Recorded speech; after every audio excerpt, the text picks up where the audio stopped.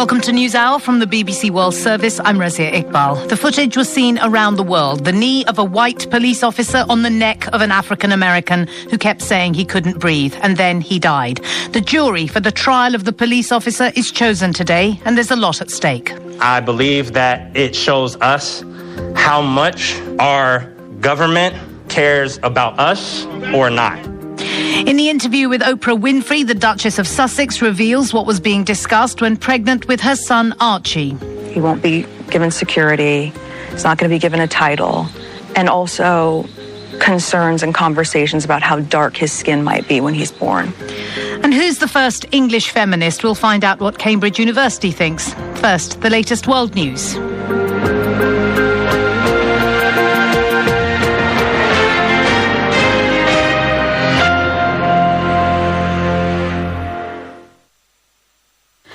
Hello, this is Julie Candler with the BBC News. The main opposition party in Britain has called for the royal family to investigate an allegation of racism made in a US television interview with the Duke and Duchess of Sussex. In the interview, Prince Harry and his wife Meghan said concern had been expressed by a member of the royal household about how dark the skin of her first baby might be. Nicholas Witchell reports.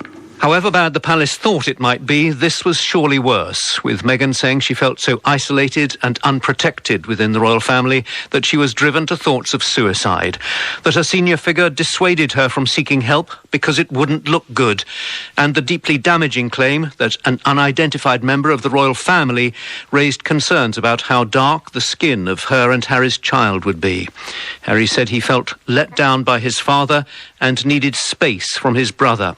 However, he added, time heals all things, hopefully. There's so far been no reaction to the interview from Buckingham Palace. President Biden's special envoy on climate, John Kerry, is in London, beginning a push by the new US administration to strengthen international action on global warming. On taking office in January, Mr. Biden immediately reversed the policy of his predecessor, Donald Trump, by ensuring the US rejoined the Paris Climate Agreement. Mr. Kerry is pushing to get countries to toughen climate targets. Senegal's detained opposition leader Ousmane Sonko has been charged with rape and released on bail by a court in the capital Dakar. His supporters say the charge is politically motivated. David Bamford reports. Demonstrators in Senegal scuffled with security forces at the courthouse as Mr. Sonko, who was arrested on Wednesday accused of rape, was led into the building. Mr. Sonko is popular among young Senegalese, and an opposition collective known as the Movement for the Defence of Democracy has called for 3 days of mass protests. This kind of violence is not common in Senegal, normally a beacon of calm in a volatile region. The UN, foreign embassies and Senegal's neighbours have appealed for all sides to show restraint.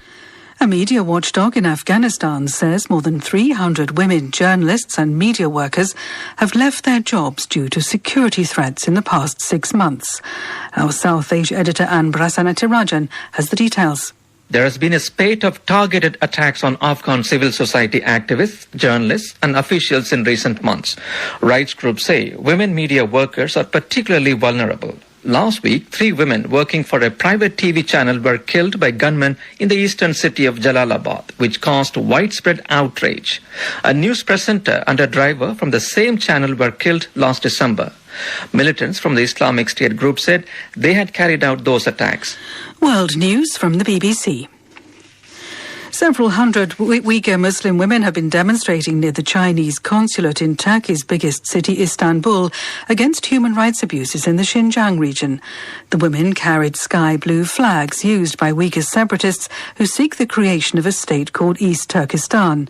Protesters demanded an end to the incarceration of hundreds of thousands of Uyghurs in Chinese state-run camps. Proceedings begin today in connection with one of the most significant police trials in US history over the killing of George Floyd last May in Minneapolis. The officer on trial, Derek Chauvin, is accused of second-degree murder. After Mr. Floyd's death, which was filmed by a bystander, there were weeks of unrest across the United States. Barbara Pletch-Usher is in Minneapolis. They're going to be broadcasting it live, which is the first time in Minneapolis. Quite a unique situation. The judge said he had made that decision because there was such great public interest in the case and because COVID restrictions meant very few people could be in the courtroom. So the jury selection is set to start today. That is going to take at least 3 weeks because, of course, the jury is supposed to be as much a blank slate as possible, but that's almost impossible given how many people have seen that video. Officials in Syria say President Bashar al-Assad and his wife Asma have tested positive for the coronavirus. The president's office said both were in good health and would continue to carry out their duties while in isolation at home. Syria has seen a spike in infections since last month. The UN's World Tourism Organization says almost a third of worldwide holiday destinations are closed to international travellers due to the pandemic. It says 69 out of a possible 217 destinations were completely off limits to foreign tourists. A further third are partially closed. The UN says 2020 was the worst year in tourism history. BBC News.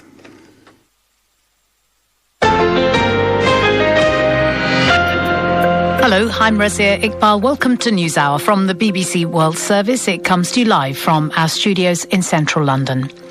We begin today with a story that dominated our coverage for weeks in the summer of 2020, and even while it was happening, felt like a moment of national reckoning. The death of the African-American man George Floyd. Today, jury selection will begin in the trial of Derek Chauvin, the white police officer who was filmed kneeling on Mr. Floyd's neck and holding his knee there for 7 minutes and 46 seconds. 2 other officers helped pin George Floyd down, while another prevented witnesses from intervening. More than 20 times, as seen on the video footage, George Floyd said he could not breathe. He was pronounced dead in hospital an hour later. Derek Chauvin faces charges of second-degree murder and manslaughter. The incident sparked months of protests for racial justice well beyond the United States. Let's begin with this report from Barbara Plett-Usher. We live all the time. We live all the time. This is a studio in a converted warehouse. About a dozen people are on the floor, crumping. That's a street dance which uses exaggerated, energetic movements to express raw emotion. All the time. We live all the time. And emotions are raw. The group surrounds and encourages individual dancers. Crumping has helped them work out their pain and anger in the months since George Floyd's death. And it will help them deal with the next phase, the trial of the man charged in the killing, Derek Chauvin. There is a lot at stake, says the studio leader, Herb Johnson. I do believe that however this trial is going to end will be really big, either on the bad side or the good side. And I believe that it shows us how much our government cares about us or not. I cannot breathe. The graphic video of George Floyd gasping for air has made this perhaps the most famous case of police brutality in U.S. history. He's not responsive right now. He's not responsive right now. The white officer pinning down the black man with his knee and slowly cutting off Mr. Floyd's breath with quiet ferocity. Check his pulse. Okay. Check his pulse, Kyle. What's his name? George Floyd. What's his name? George Floyd. Protests demanding racial justice and police reform rolled across the country, peaceful by day. But in some places followed by looting and arson at night. Minneapolis took a real hit. Rioters inflicted extraordinary damage. Elias Usso has managed to restock the drugs in his pharmacy, but his business is still recovering. It was ransacked and destroyed by fire and water. So these are the pictures that shows the destruction on May 28th. Wow, what a mess. Completely trashed. Yes. Elias and his wife Mawardi had invested their lives and savings in the pharmacy just 8 months before the unrest.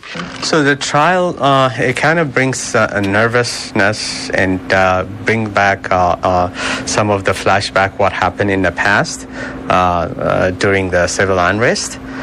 But and at the same time, we feel like it's probably a part of a little bit price that we pay for justice. They're troubled by how often the criminal justice system fails Black Americans who fall foul of policing, but anxious about the coming weeks. As a community member and as a business owner, we worry what's going to happen. And that's just the reality of the people that live in the city now. And it's unfortunate. We come to you today as a people who thirst for justice, but we hunger as well for peace. Justice for George, the rallying cry that shaped a movement.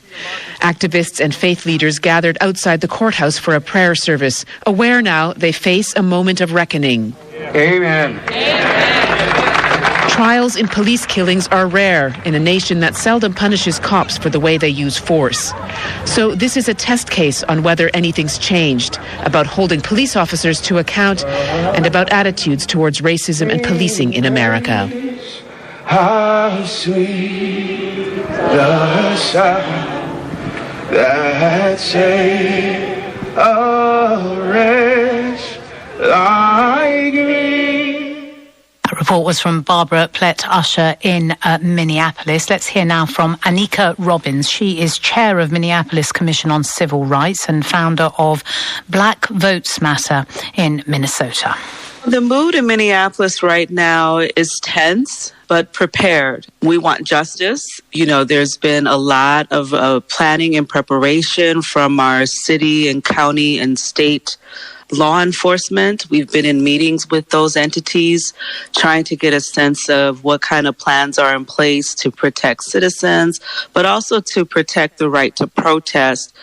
Many African Americans are not hopeful that there will be justice, but at the same time, we're hoping that, you know, due process will play out and people will see justice. When you talk about tension and preparation in the same sentence, are you concerned that the tension will spill over into protests that will not be peaceful? Absolutely. While people don't expect intense violence like we witnessed last year in 2020, where there was, a lot of the burnings and destruction of property and whatnot, but we are on the lookout and we're prepared. Several citizens, residents rallied through community patrols. And so while we don't know what to expect, hindsight is 2020. And so we're prepared. We've been in meetings with our local law enforcement, with Minneapolis Police Department, to get a sense of what their response will be. And so this time we're just trying to help, neighborhood residents, business owners to manage their expectations, have a clear sense of what resources and advocacy and protection will be available to them. So tensions are definitely high. It is interesting that you are talking again and again about engagement with law enforcement officers when, in fact, what we're going to be seeing today is the jury selection for a trial in the first instance for one police officer, and then there will be another trial for the other police officers in August. How much trust is there between the African American community and the law enforcement institutions? Trust is low. There's really been this push to dismantle and defund policing. And there's been a lot of movement and traction to change kind of the status quo and the mode of operations with policing. We've seen some movement at the legislative level. So engagement is key.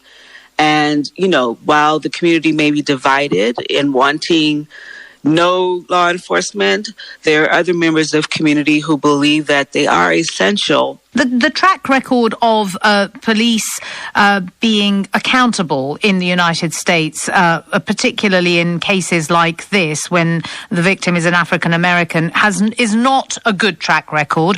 Is there a sense, in your view, that Minnesota feels that this is a very important test case? There is that sense. During my time as the chair of the Minneapolis Civil Rights Commission, we formed the policing task force.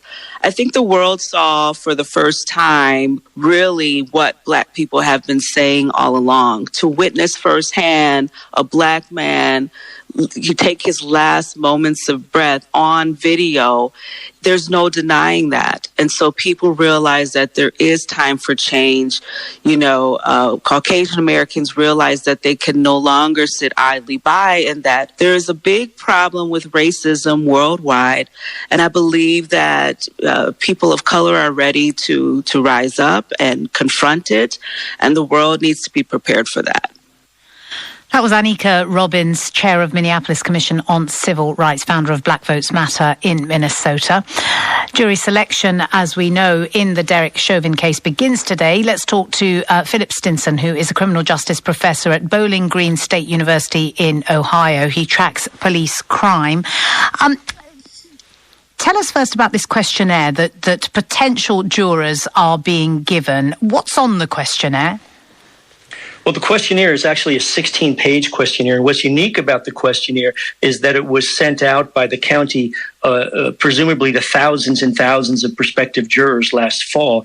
Usually with this type of case, we would see in any criminal case, if there's a questionnaire questioning potential jurors, it would be questions that are asked of the jurors once they're called down to the courthouse, and the lawyers would then get an opportunity to review the questionnaires.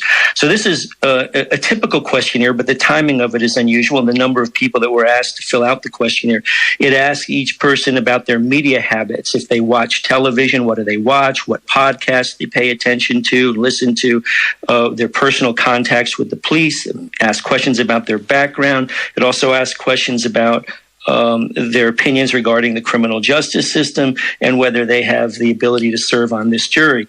Do you think in this context it will be possible to find jurors, even within this unusual questionnaire, who are impartial and who have not already made up their minds? Well, it's going to be difficult, and the goal, as you mentioned, is to find an impartial jury. One of the problems in putting any jury together in the criminal justice system, and this is absolutely true in this case, is making sure that jurors are not excluded because of their race. That would be illegal. That's not allowed, but it happens. Typically, it happens with the prosecution striking people because they're black, they're people of color. In this case, everything is flipped, and it would be the defense that would be most likely to try to exclude a juror because of race, but again, that's not permitted. You have studied police crime in particular in the United States. How often are police officers charged with crimes and how often convicted? I mean, how successful is that rate? Well, when we look at these types of crimes where officers are charged with murder or manslaughter resulting from an on-duty incident, it's well over 1,000 times each year where an officer commits such an act, where an officer actually kills somebody, but where they're actually charged with a crime, murder or manslaughter, it's about a dozen times each year. So it's very rare that an officer is actually charged. And when an officer is charged in one of those cases, we see about 33% of the time, about a third of the time, an officer is actually convicted of the crime. And in your view, why is that? How can we account for that discrepancy? Well, typically what we see is that jurors are very reluctant to second-guess the split-second decisions of police officers in potentially violent street encounters. Once they get into the jury deliberation room, it just seems that they're very reluctant to convict an officer. And this is especially true if the defendant officer were to take the stand and testify in his or her own defense. So in this case, Derek Chauvin, if he were to testify in his own defense at trial, which he has a Fifth Amendment right against self-incrimination and cannot be forced to do so, but if he does so, that tends to favor the defense in these cases, and it would be highly unlikely that we'd see a conviction in that sort of situation. Philip Stinson, criminal justice professor at Bowling Green State University in Ohio. Thanks for joining us here on NewsHour. That jury selection, we think, will take about 3 weeks, and then the trial will begin. You're listening to the BBC World Service. This is NewsHour.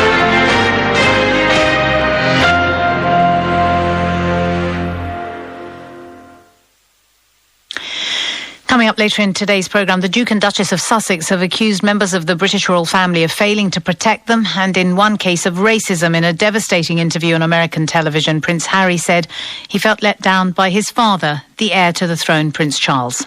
I feel really let down because he's been through something similar. He knows what pain feels like, and Archie's his grandson.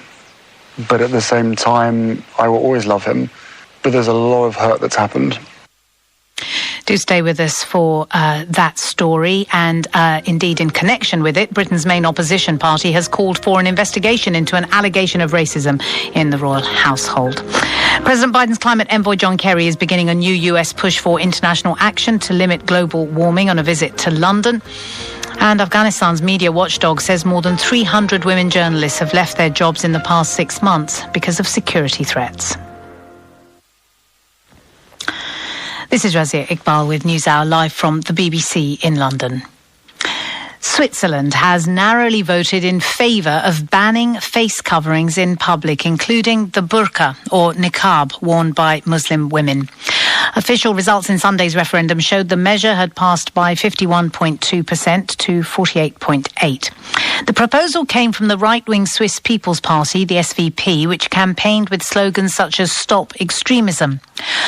A short time ago, I spoke to a member of Parliament and SVP party spokesman, Yves Nidiger. I began by asking him who the law was focusing on.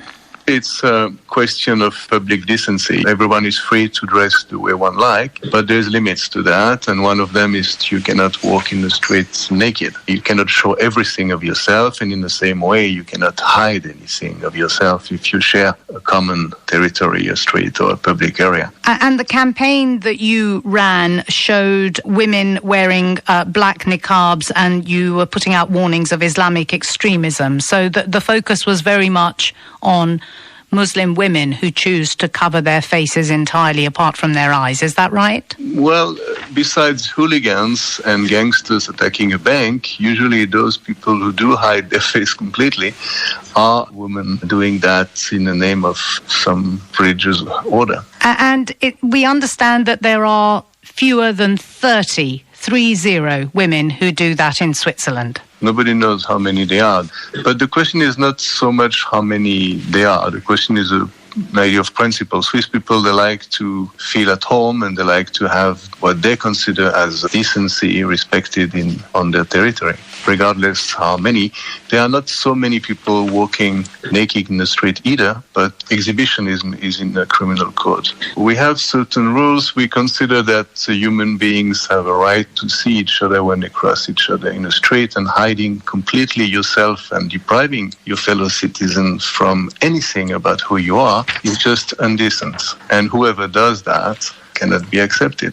Okay, so against your sense of public decency that you have spoken of are accusations that what you are talking about really is Islamophobia, and that you have been condemned by critics of this legislation as being racist. What's your response to that? I don't believe that. The Swiss people are extremely open. They are born in diversity. This country is made of different religions, different languages. So this argument of calling somebody having a phobia, which is a mental sickness basically, is not an argument, it's an insult. Okay, so let me go back to the issue of how many people this is going to make an impact on. Do you know how many women wear the full face covering in Switzerland? I do not know. Is that not important to you?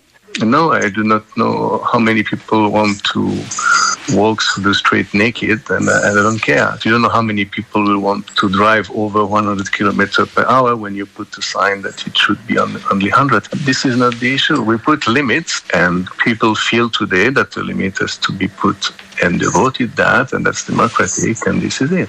And you don't accept a study done by the University of Lucerne that suggests only 30 women in Switzerland wear the niqab? I saw this study and I didn't find it convincing. But I'm not saying there is no 30 women. Maybe there is 30, maybe there is 40, maybe there is 20, maybe there is 200. I think nobody knows, and those so-called scientists do not know more than me. Is it your view that you just don't want to see the manifestation of Islam in the streets of Switzerland? Is that what it is? Well, a form of aggressive manifestation of anything is not welcomed in Switzerland. This is true.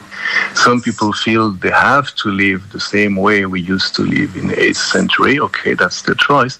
But there's a number of things you cannot do today, like in this time. And nobody feels unfree for that reason. But clearly they would argue that individual freedom to dress the way that they want is being taken away from them. That's correct. And individual freedom is a constitutional right guaranteed by all sorts of conventions and the Swiss Constitution. But every of these rights can be limited to a certain degree if there's a public interest and if there is a sense of proportionality. That was Yves Nidiger, who is the Swiss People's Party spokesman and Member of Parliament.